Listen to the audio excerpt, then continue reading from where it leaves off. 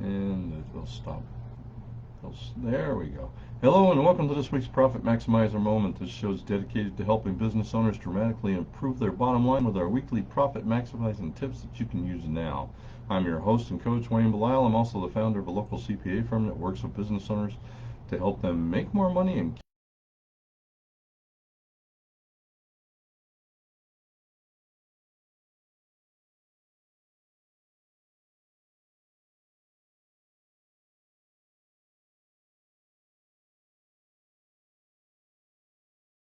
I don't want to share a jail cell with them. Most of my clients don't want to go to jail either, so that's it.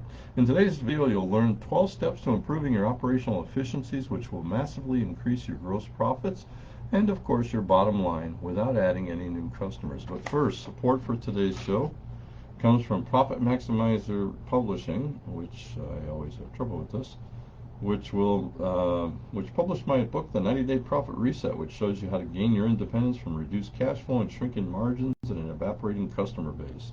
This book is, truthfully, in this book you're going to find chapter after chapter, idea after idea about how you can turn around your business and reset your profits from red to black in 90 days or fewer. Even entrepreneurs who are making money will benefit from my book by learning how to make less. Learning how to make more money. Sorry about that. I just realized I have not put everything on hold so that I wouldn't get interrupted. And I got a beep, so that changed my train of thought. Anyways, truthfully, this was written for today. It was written for what I expect to see happening over the next few months, year. I think I've been getting constantly the question of, what do you think is going to happen? And I'm like, well,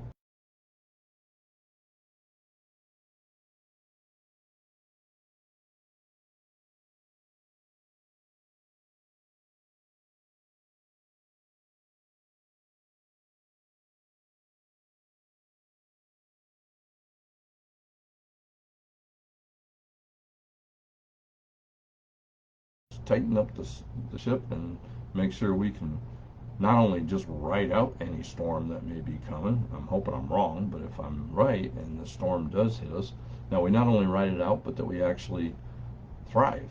A little known fact, during the Great Depression, 80% of people had a job, and there was many businesses that started up, and a lot of big businesses that started up then because people lost their jobs and created a business. Happened in 2008 too, and happened some last year. We had a lot of startups last year. So, it's, like I say, you guys can have a depression. I refuse to participate. As simple as that. And that's kind of what I put the book together for. I designed this book to be something that's looked at every year so that you can look at it and work through this to see where you can improve your profits and what you're doing. Today we're going to talk about the 12 steps that I recommend to improving your operational systems. And if you remember last week, what we want to do first and what's important is to increase your gross profit. Now, think about what I just did it again. I mean,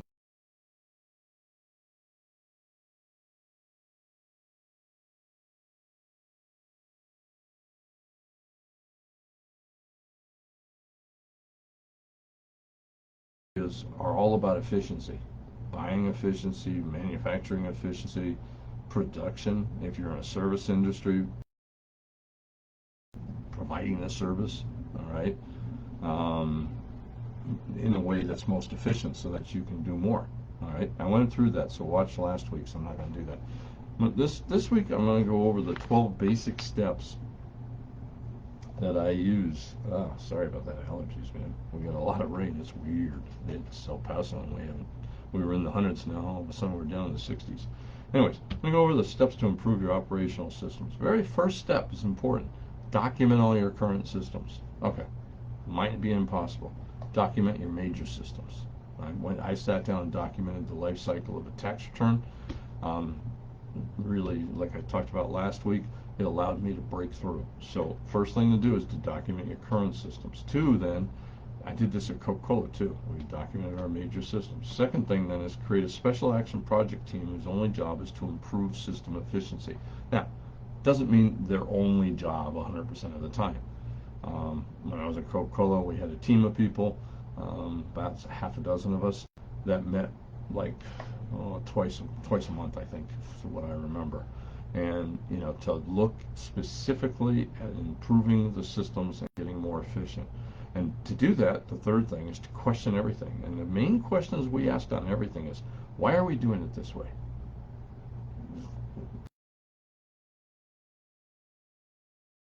I actually have four questions I forgot to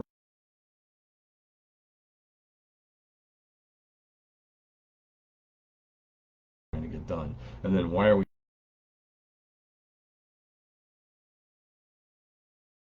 every time? And as I said, this is something that's ongoing. We did it.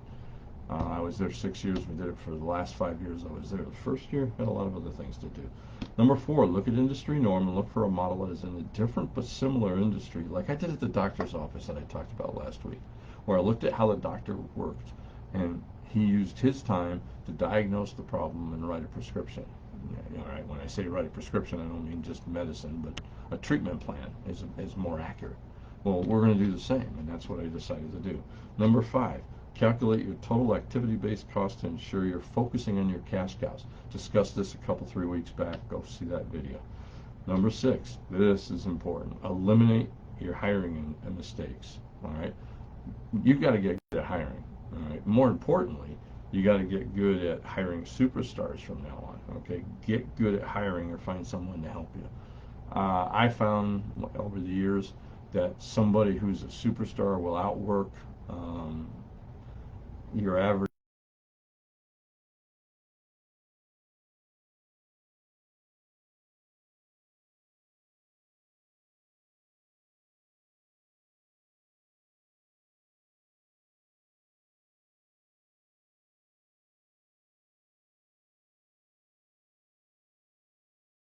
contribute to the bottom line. So they end up being there.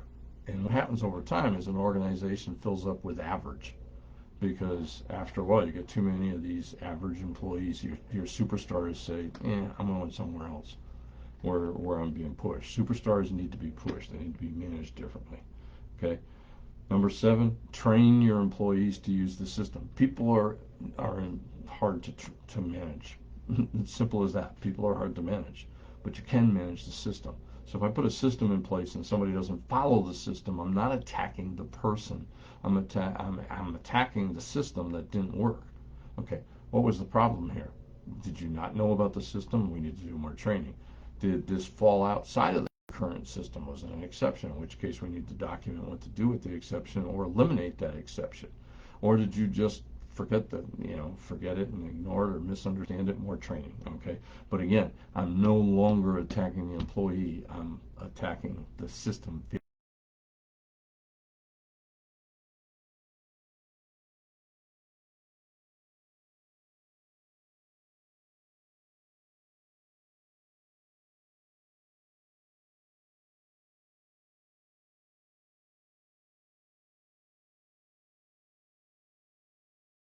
For a particular project, sit down and say every January before taxes, and I do this for my tax return thing, what has changed, what can I improve, what did I do? So I also look when tax season's done, like unfortunately for us it's about the same time, it seems like it goes all year long with extensions. I sit down and look at what didn't work, what can we do to improve this. I track my errors. I don't think I put them down. Well, yeah, number 9, use hot tickets to identify and eliminate flaws and holes. I do that. When things go wrong, I write them down, put them aside for when I'm going to actually sit down and analyze, and I look at improving on getting rid of the errors. One of the things I discovered is a couple of things I discovered when I did this. Most of our errors happen within about 5 days of a deadline because we're tired, we're pushing too hard. We eliminated that by moving our, excuse me, moving our cutoff farther back. Another thing I discovered is that most of our problems seem to come about because we weren't asking the right questions. I knew what to ask, but somebody else may not, so we started documenting what questions should be asked. Number 10, use internal controls to eliminate theft and fraud. That's a serious one. I ran, I want to say 2018 or 2018 to 2019, my clients, I had about a half a dozen of them that ran into some serious fraud, running losses from 20,000 3 of them were 6 figures. You know, that's a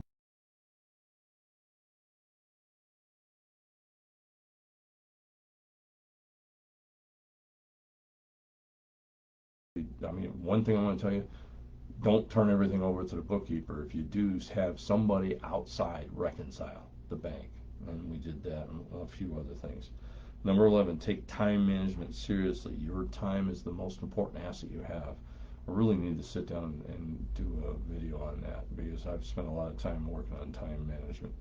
I get more done quicker because of the way we work, all right? Number 12, learn how to delegate effectively. There's a difference between dumping and delegating, and more importantly, following through. I need to do a video on that one too. I really, I've learned how to do that quite well. At the end of at the end of the day, there's no better ROI, return on investment, than improving your efficiency. It's as simple as that. Because if you get more efficient, you can take on more clients. You can produce more product. You can be in a restaurant where you can serve more people during lunch or during your peak time. Whatever it is, if you can improve your efficiency, you're going to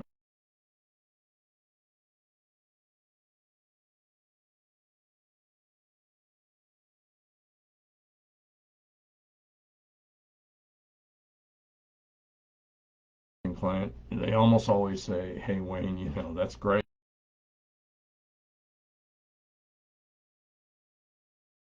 Complaints that I usually hear from 95% of business owners, and heck, I've said it myself.